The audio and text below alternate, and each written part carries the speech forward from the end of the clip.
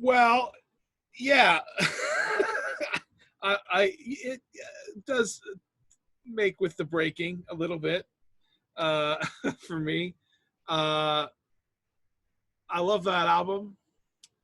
Uh, and I know like every second of it, like it's all fully high def scanned in my brain pan. It's like I hear it with my ears and my memory at the same time. You have to put the Pumps. Oh God. Nope. You have to put the Smashing Pumpkins in for Bitter.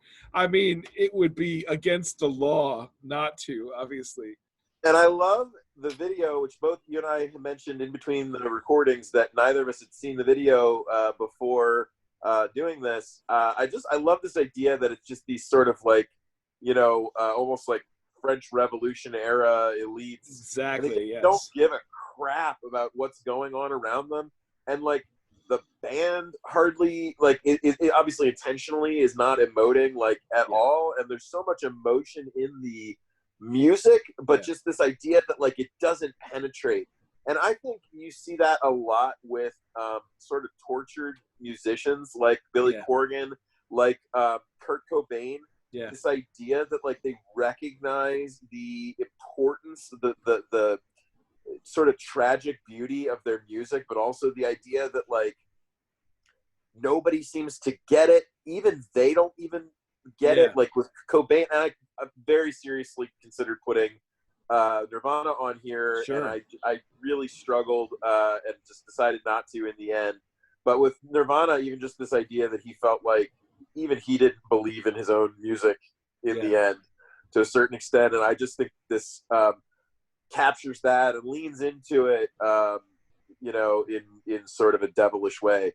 What I love, though, is, of course, that Billy Corgan is not that person anymore. And he was able to, over decades, obviously, like come to find, a sense of hope in his life when he started finding true faith, not religion, but true faith. And the fact that the same guy that said, God is empty and I still believe I can't be saved, doesn't feel that way anymore, is like, haha,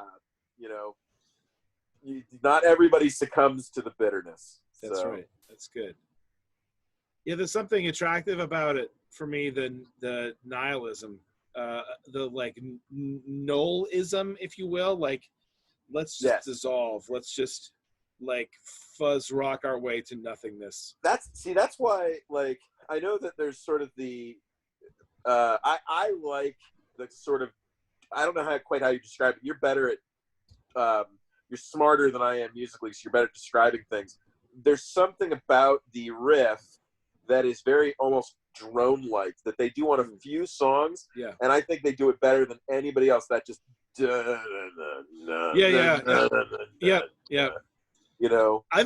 I mean, don't sell yourself short. I mean, I think drone-like is a great way to describe it, and it is like a mood altering. It's because obviously they do care about what they're doing, but there's something about the riff almost that's just like, who really gives a crap? What are we doing here? Yeah, absolutely. The fascinating juxtaposition between intensely I think Nirvana and Smashing Pumpkins caring intensely that the music should be perfect. Yes. But at the same time, like not caring and wanting to emote that you don't. The music itself feels like it doesn't, and yet it's like so perfect.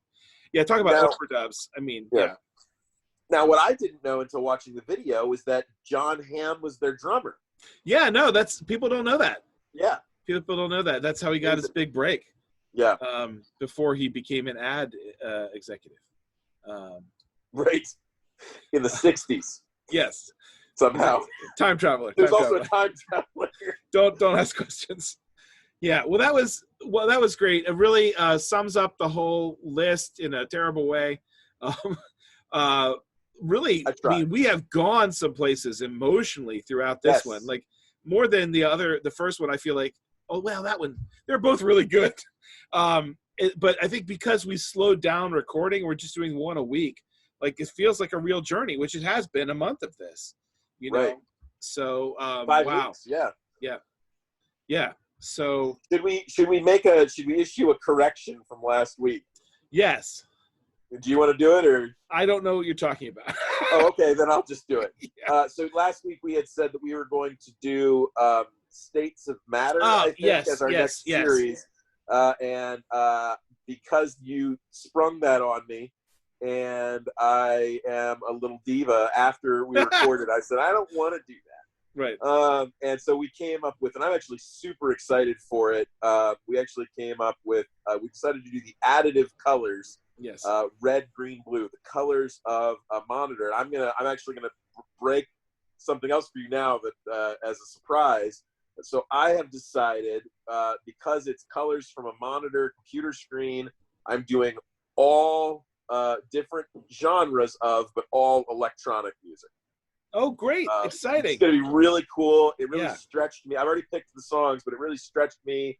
I listened to some bands that I either hadn't listened to in a while or didn't know very well, and a few that I had never listened to at all to kind of make the list. And so we're doing red, green, blue. Each color sort of represents a different idea, but we'll get into each of those over the coming weeks. So I'm stoked. Sounds great. Yeah. Well, everybody, be sure to tune in and like, comment, and subscribe. One day, someone's going to find these videos, and then it's going to be amazing. We're going to play them at our funerals. And Yeah, it'll be good. It'll be good. Actually, let's make it clear. These should be played in their entirety at our funerals with everyone standing. Regardless of the distance between. Yes. Yes, absolutely. Yeah. All right. Well, thank you so much, Matt. I appreciate it. I'm glad that we have this chance to pursue this in creative endeavor together. Absolutely. Always a blast. Crazy time. All right.